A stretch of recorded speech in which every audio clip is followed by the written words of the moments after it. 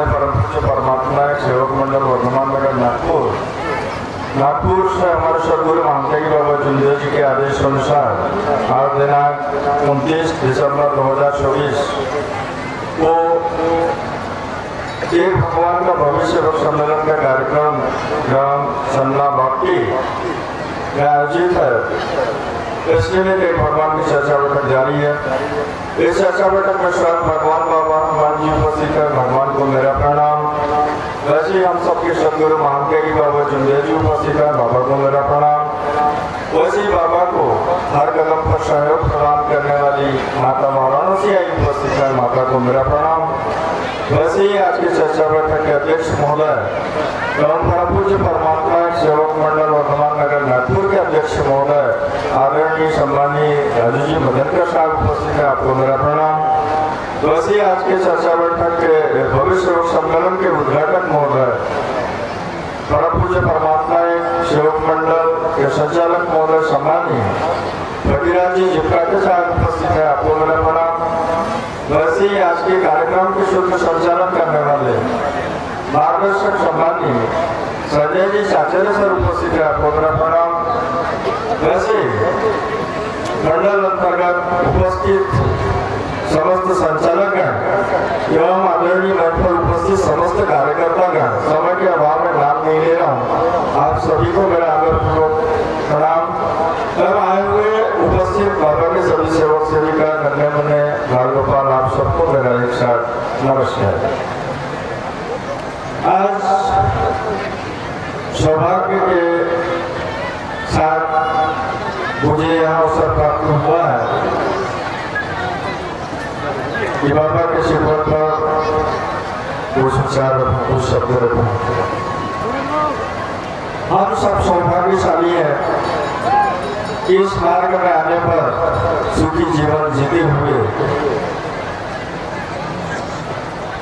भगवान के सुंदर गुणगान को ग्रहण करते हैं।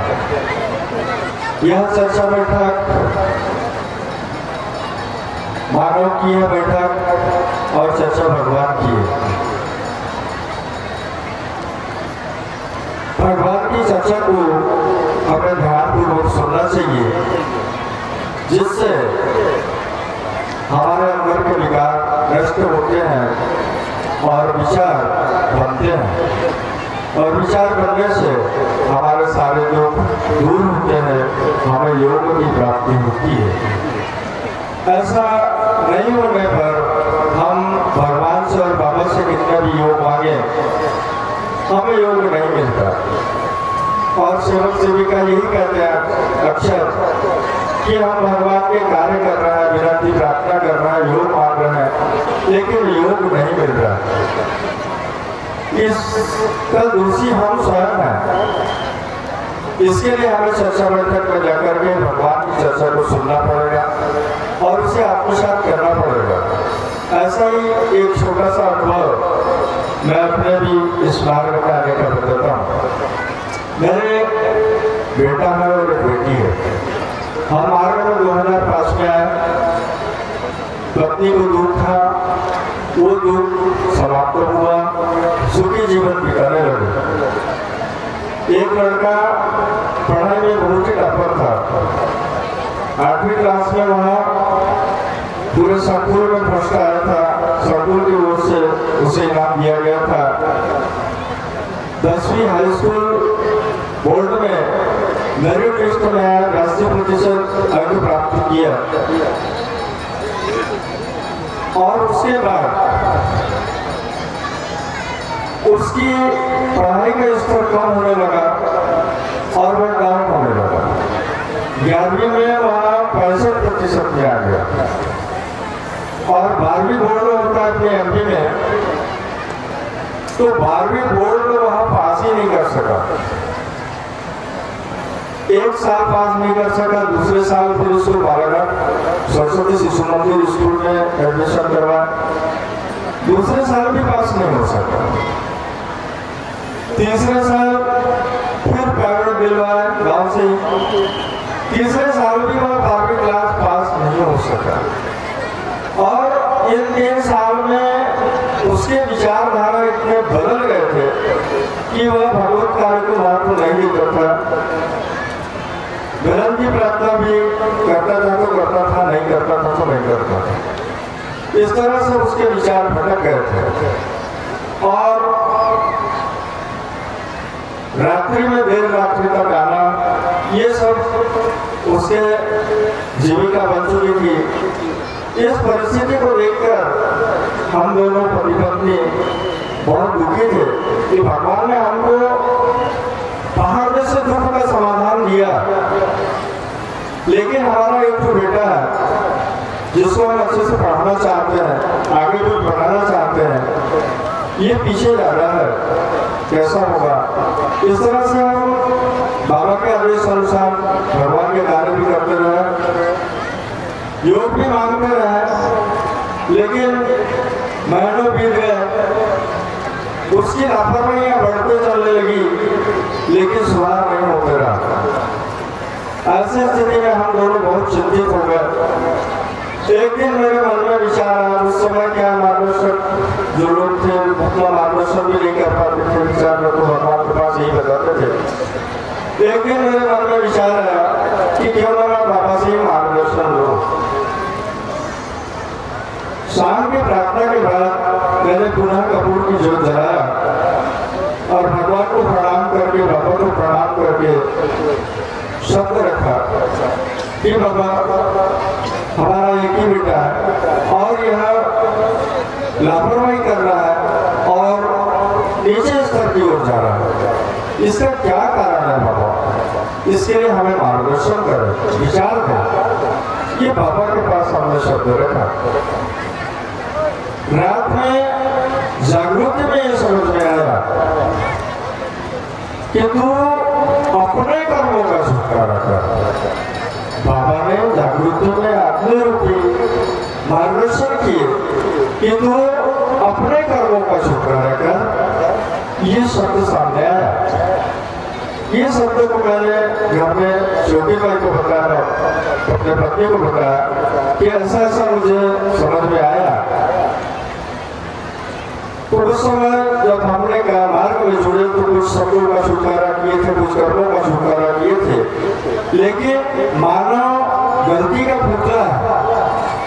ये हजारों प्रकार के कर्म करता है, हजारों प्रकार की गलतियां करता है और बाबा के शब्द है कि अपने कर्मों का छुटकारा कर। उस आधार पर हमने दोनों ने एक कागज में अपने अपने कर्म जब से होश संभाले तब से अपने अपने कर्मों को कागज में लिखे और कागज में लिख करके भगवान को रोज सुबह विनती में उन कर्मों की गलतियों की माफी मांगे। और माफी मांगने के कुछ ही दिन बाद उस समय लड़का पढ़ाई छोड़ करके मोटर गैरेज में काम करने लगा था। जब माफी मांगे तो लड़का कहता है, मेरे से ज्यादा बात नहीं करता था क्योंकि थोड़ा सा उसको माफी नहीं दिया था। मम्मी बोलो मैं ITI करूंगा। मम्मी ने आपको बताया ठीक है। 10वीं बेस पर उसको डीजल मैकेनिक के लिए ITI करवाए, उसका पैसा दिए। ITI में भी 1 नंबर पास हुआ, 80% अंक प्राप्त किया। ITI पास करने के बाद वो कहता मैं 12वीं करूंगा, फिर ठीक है 12वीं के लिए पैसा दिए, वो भी पास कर दिया। उसके बाद वो स्वयं ही काम करने लगा, कंस्ट्रक्शन कंपनी में काम करने लग गया और उसके आधार पर वो ग्रेजुएशन करने लग गया। और ग्रेजुएशन करते करते सन 2020-21 तक लॉकडाउन का समय था, उस समय उसने वो करके दिखा दिया जिसका हमने कभी उम्मीद नहीं किया था। एक मैं टेलर हूँ, दुकान में बैठा था, एक दिन पोस्टमैन आया, बड़ा सा डाक पोस्ट लेकर के और उसमें लिखा था टेक्नोलॉजी ऑफ इंजीनियर। ये लिखा हुआ था तो मैंने सोचा कि ये क्या है, बोल के देखा तो मेरे बेटे का नाम था सवितानंद भगत, टेक्नोलॉजी इंजीनियर। उसने इस बीच में इंजीनियरिंग कोर्स शुरू कर लिया जिसका मुझे पता नहीं, अपने पैसे से कमा करके उसने अपने स्तर पर इंजीनियरिंग कोर्स कर लिया और आज के डेट में वह दिल्ली के लियोन कंपनी के अंतर्गत बालाघाट डिस्ट्रिक्ट में इंजीनियरिंग पद पर कार्यरत है। तो बाबा की महान कृपा मानव को कैसे मिलेगी और बाबा का कैसा योग मिलेगा, इसके लिए हमको खुद को इस मार्ग को समझना पड़ेगा, बाबा को समझना पड़ेगा, तब बाबा हमको साथ देगा और हमारे सारे दुख दूर करेंगे और हमको योग मिलेंगे। इसीलिए कहा जाता है कि महान त्यागी बाबा जोगदेव जी जैसे इस धरती पर दूसरा कोई मानव नहीं है। इसलिए मैं कहता हूँ कि काल के कपाल पर बाबा ने अमिट निशान लिख दिए हैं। काल के कपाल पर बाबा ने अमिट निशान लिख दिए हैं। मानव धर्म के हर सेवक सेविकाओं के हर स्थल पर तत्व शब्द नियम लिख दिए हैं, तत्व शब्द नियम लिख दिए हैं। इन्हीं विचारों के साथ अपने विचारों को विराम देता हूँ। सभी को आदरपूर्वक नमस्कार। नमस्कार।